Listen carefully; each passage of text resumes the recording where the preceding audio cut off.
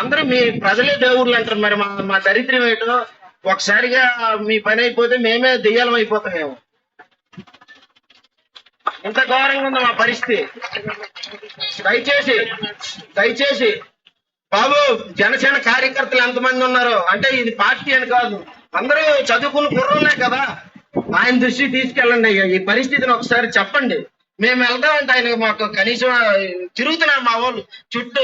నిన్నటి నుంచి ఇప్పుడు 3 రోజుల నుంచి అంటే 20 రోజుల నుంచి చేస్తున్నా కానీ 3-4 రోజుల నుంచి తిరగని నాయకుడు ఇంటి చుట్టూ అంటే ఏ నాయకుడు లేదు, ప్రతి ఒక్కరి ఇంటి చుట్టూ ఇలాగే కుక్కలా తిరుగుతున్నాం మేము.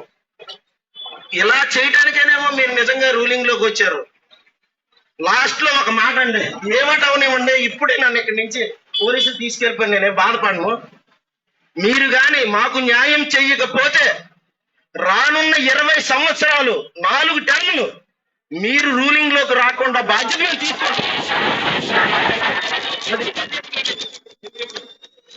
ఎలాగో మరొక 2-3 రోజులు ఎమ్మెల్సీ ఎలక్షన్స్ కూడా ఉన్నాయి. నేను ఎవరిని కించపరచట్లేదు, ఏం చేయట్లేదు. ఈ ఈ ఎమ్మెల్సీ ఎలక్షన్స్ లో మేమేటో చూపిస్తాం, అది కూడా చెప్తున్నాం. మేము ఈ 27వ తేదీ కదా సార్